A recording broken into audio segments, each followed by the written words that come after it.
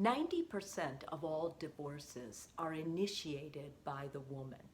And when you hear that statistic, you go, oh my God, like, really? Because we all know stories of friends that, it sounds like the guy was out and cheated or something. But the person who usually makes the decision is the woman. And so I thought it would be helpful for you all to understand and maybe hear what the reasons were that women gave, at least the top reasons women gave for wanting out of the marriage. Now, it's a little bit, interesting. I mean, I think all people, men and women, want to be loved and they want to be trusted and they want to know they matter. They want to be loved by their partner and they want their partner to ask their advice on things. They want to feel like their partner needs them and there's a mutual need and appreciation for each other. We all want unconditional love. So, on that sense, we're all the same.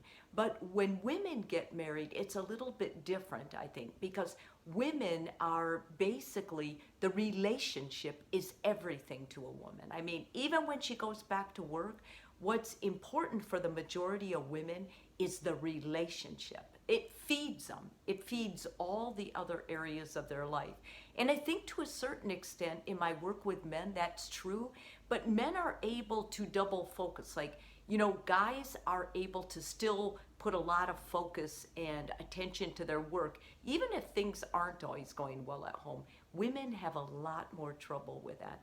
So I think that's, and women bear the children. And I think that's part of the reason, or several of the reasons, that women do finally give for, I can't stay in this marriage anymore.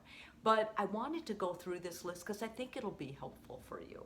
Okay, so the list is infidelity. That was the number one thing. If they feel like their partner, and there's more ways to betray your partner than in the bedroom, and that's an important point to remember. Incompatibility, if they just feel like there's no way their partner will negotiate with them, work with them, and they can't get along. Drinking or drug use. Women usually feel like that's not safe for their children. They're looking out for their children, and so that's a big one.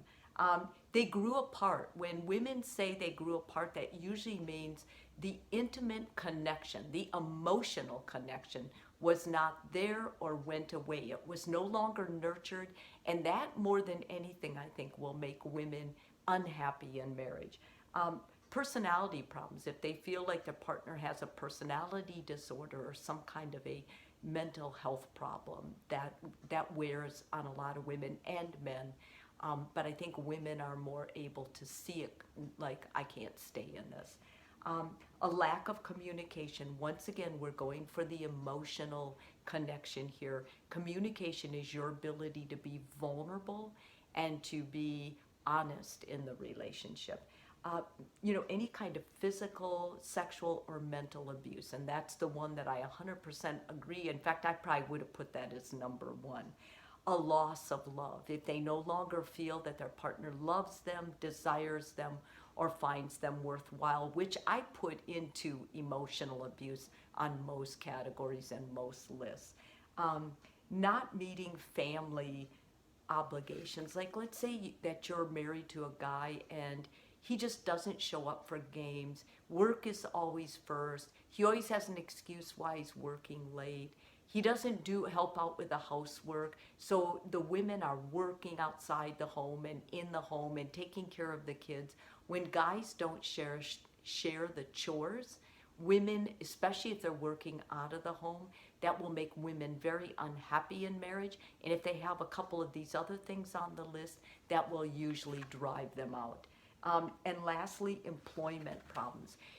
This is an interesting one because a lot of men think women just want money. But women do want help, even if they're working out of the home. But it's not the money of the job that they want. They want what it does for their partner. When a man is working, he usually feels good about himself. He's getting some kudos for that because it makes him feel like he's doing what he was taught to do from his infant stage on, provide for his family. I mean, that's a staple. And when he's out of work, he gets depressed. He usually is not kind to himself. He doesn't do things that are going to make him healthier. In fact, it's usually the opposite. He'll go out drinking, he'll go out with buddies who give him bad advisement. And so in those situations, I think more than the not contributing to money, he not only doesn't do that, but it's a way his personality changes, his whole being. And also when men are out of work, it's very common for them to get depressed and they don't help take care of the kids. And if you're depressed, you won't help out with chores or anything else at home. This is valuable because it shows specifics about one gender. But as I go through this, some of the things that make men divorce, in the rare cases that they do initiate it, are very similar. So it's important that you talk. I think out of this list, what I hear the most is the importance of that emotional connection, that ability to communicate. You can't replace that. And if you can't build on it and create better and move forward in a vision in your marriage, then you're not going to be happy in the marriage and it will probably end up ending. If you see yourself on any of these things, I would advise you to go and get therapy now. Mental health professionals do work with this. They can help you strengthen your marriage before it's in a bad situation where your options are becoming more and more limited. Okay, I hope this helps you guys.